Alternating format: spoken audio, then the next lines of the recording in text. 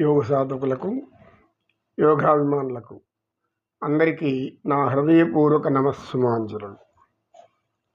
అందరూ కూడా మనం మానవులం అని గుర్తుపెట్టుకుంటే భగవంతుడు మానవులకు ఎటువంటి సందేశం ఇచ్చి ఉన్నాడు అనేది మనకు అర్థమవుతుంది. లేదు మనం మానవులము కాదు, అమానుషత్వంగా మారిపోతే ఆ తర్వాత మనకు భగవంతుని యొక్క ఆజ్ఞలు గుర్తురావు, భగవంతుని సూచనలు గుర్తురావు. ఇవన్నీ గుర్తు రాకపోతే జీవితం అల్లకల్లోలం అవుతుంది.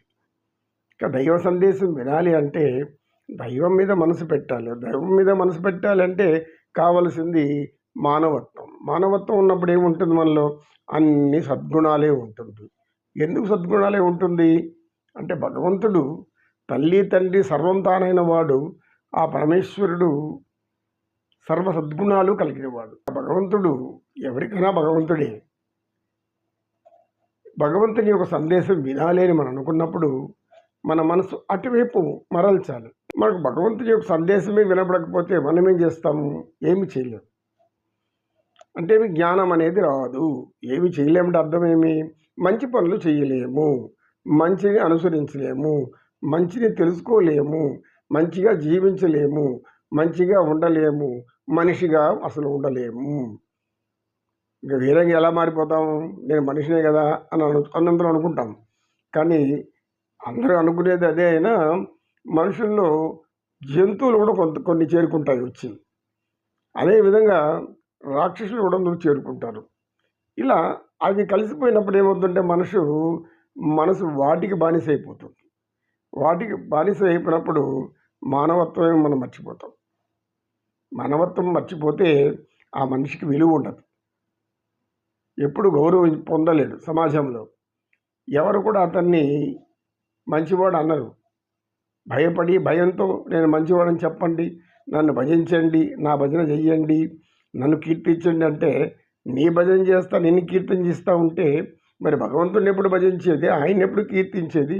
ఆయన్ని ఎప్పుడు స్తుతించేది, స్తోత్రించేది, ఆరాధించేది?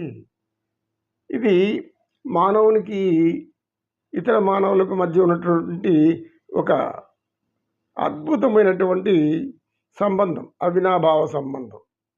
ఎందుకంటే ఒక మానవుడు మంచివాడిగా సమాజంలో ఉంటే ఆ వ్యక్తి తనతోటి వారందరినీ మంచివాడిగా మార్చుకుంటూ వెళ్తాడు. అలా కాకుండా ఒక దుర్మార్గులు ఉంటే ఏం చేస్తారు? వాళ్ళ దారిలోకి వాళ్ళు తీసుకెళ్తారు.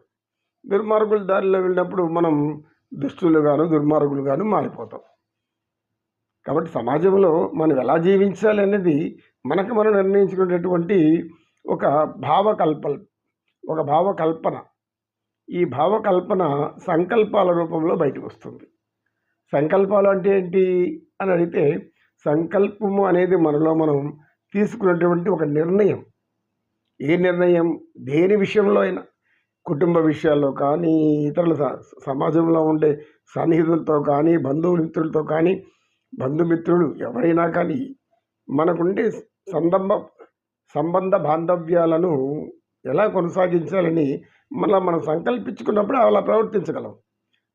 సంకల్పం వేరేగా ఉండి మనం ఇంకొక రకంగా మారిపోతే అది నటన అంటారు.